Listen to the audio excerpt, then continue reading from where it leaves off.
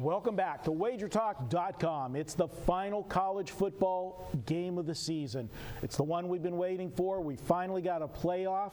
It'll be decided on the field. We've got Ohio State, Oregon, Brian. A lot of people expected Oregon to be here. Ohio State, pretty big surprise because going into the last week before they even announced it, who the four were going to be, a lot of speculation. Ohio State wasn't even going to be in the conversation. They got in as the fourth seed, took it to Alabama, and I got to give them credit. When they fell behind 21-6, you got a third-string quarterback making a second career start. They didn't, they showed no signs of pressure and crumbling, and they absolutely dominated the rest of the game from Alabama. I don't know, other than last year's game against Oklahoma, that I've seen a Saban team look as bad as Alabama did at times last week. But that game last year, part of it, I think, was lack of motivation by Alabama. I don't think they were mentally prepared because they weren't playing in a big game, so to speak. But there was no excuse this, past game. Ohio State took it to them. Yeah, they actually outplayed them. And you mentioned Ohio State and Oregon. I don't think either one of those teams are in Pennsylvania. So at least, the Browns never win. The Browns don't win any Super Bowls, but at least we win national championships once in a while. Well, once in a while you do. Pitt has won a couple national championships. That was probably before either one of us were born. No, I was a Pitt fan. Dan Marino was back there, Tony Dorsett. They had some teams. Yeah, I heard of those guys. Yeah, you might. What happened to them? Yeah. Yeah, you're looking at this game, and it's really interesting to myself because I looked over the schedules of either one of these teams. Both teams want to play fast tempo. Oregon obviously invented fast tempo. Right, exactly. Ohio State had the advantage in the conference they're in the Big Ten, because they're really the only team that plays the faster tempo. And a lot of that has because they have a lot of talent on offense. If you don't have the talent, you don't want to play fast tempo. But on the break, we talked about it, and you say it's tough to outdo the team who invented it, and that's really the West Virginias and the Oregons. But we've seen the tempo really plays a big part in these games, and it's going to be interesting because the defenses on these teams see it all the time in practice. So you would think they're not going to tire from it, but they haven't faced it in the games. Now, I know some teams out west, UCLA plays a little bit faster tempo, some of the other teams do. It'll be kind of interesting, but when these teams have played good defenses, it hasn't affected the score. They're still high-scoring games. And that's the concern here. Now, one thing is really interesting. When you take a look at championship games as a whole, the first quarter is a feeling out process. Exactly. But on the contrary, usually you've got the month wait until these games come on. These two teams played last week. So it's a lot of different nuances to look at when you're handicapping this game. Well, when you put a total up this high, and this is the question that I'm going to say to you, we talk about it in baseball as well.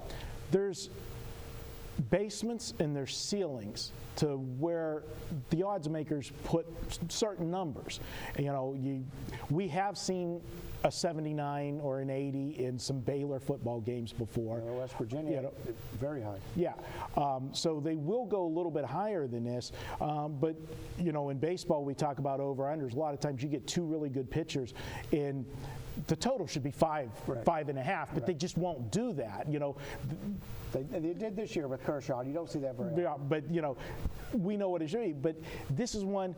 Can you put it high enough, or is this too high? And in my opinion, the number come out and it just ran right away. 70.5, I believe it came out. And we're up to 75 just before we went on the air. 75 is the most common number right now, but you said there was a couple rogue. A couple of what we would call square shops in Vegas have it at 76. Yeah, and normally when we talk about a total, the normal progression of it is the public comes in, they run on the over, they bet the over. Right before game time, when it's hit its peak, you see the sharps come back and grab the under because they think there's the value there. It's been over bet. I'm going to take the under here, and I'm going to hold my breath doing it because this is one of those games that it's going to either go under very comfortably, or I could be out of it by the third quarter, But if you have any situations when you're dealing that high of a total, that if you have to settle for some field goals along the way, it's going to hurt you on this total. And we talk about correlated parlays. If Oregon wins this game and wins it in a rout, then obviously, if you like Oregon, you're going to lean more to the over. Even though both teams are fast tempos, I think Ohio State, if they have the lead in the second half, they might take their foot off the gas quicker than Oregon would be to try to protect that lead a little bit more, because you don't want Oregon to have, because let's face it, that offense, we say, they're the ones that invented it. They're better, and Ohio State's defense has not been good. So if you do get the lead, don't you want to try to protect your defense a little bit? I think you might have misquoted a little bit. You said take your foot off the gas. In this game, there will be no foot off the gas, but the way to do that is you run the football instead of passing the football. And since this third-string quarterback has gotten in there for Ohio State, he's been very good on the long passes. I think they play less long passes and run the football. There's different ways to play this game because it's a national championship game, you have your props, you have your first quarter, second quarter. If you do like the under, play it at the peak, obviously, but a first quarter under would maybe be another way to go. A first half under, because in the second half, if one team's playing catch-up, it's going to be, especially if it's Ohio State. But again, I think if Ohio, what you're saying, if you're doing a halftime betting, if Ohio State's behind, then they're going to keep going fast tempo both ways. Oregon's Oregon. Oregon's going to do what they do. But if Ohio State's ahead, I think there's a better chance for a lower scoring second half, because Ohio State's going to want to limit the possessions that Oregon gets. And if you're on the opposite side, you like to play the over here, you may want to wait and play either the second half over or the live betting. Because if it has, and we talked about stipulation, there's long layoffs before, but there's a lot of these games in every sport, there's a lot of feeling out process early on. Just wait for that to go on. In fact, I think bring it down, and they'll adjust it down they'll right adjust away. it down, and then you're going to maybe you'll get that 70.5 that was out there earlier instead of having to lay the 75 or whatever it will be. So play the over after the game has started off slow. Because again, and to talk about in-game betting, they're using algorithms and just pure math and what it is. These teams, they could eat up 7 minutes of clock with no scoring, and they're going to adjust the line based on what the math tells it to do. But these teams can score 3 touchdowns in the next 7 minutes that fast. You know what I'm saying? So yes, that is another way to go. All right, guys, I'm going to go ahead and go out on a limb, and I'm going to take the under in this one for the game. But like Brian said, I think I will make a small wager that way.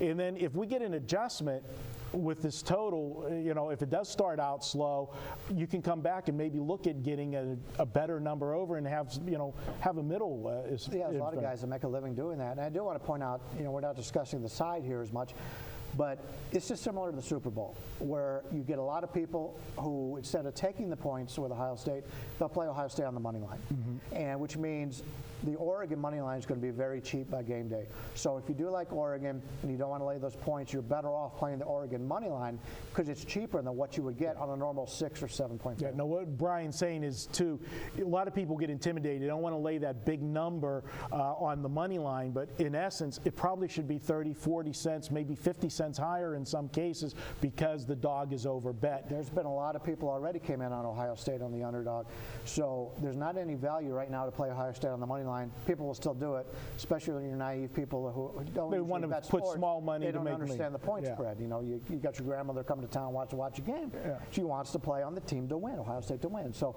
good value on Oregon. You can always do, we do it many times. You play the favorite on the money line and you take the points with the dog. If you don't have anything in the game, it gives you a good chance to hit that middle there, and it's an enjoyable experience. All right, there you go. Don't forget, this game's on Monday, so that means tomorrow, $2 Tuesday. Each and every Tuesday at Wager Talk, we highlight one capper, we take his best bet, and we give it to you for $2. Great way to introduce yourself to the site. Check out $2 Tuesday at wagertalk.com each week. All right, that wraps it up this week. We'll be back for the next round of the playoffs, conference championship. championship games next week. We'll see who the final four are. We'll talk about that next week here on WagerTalk.com.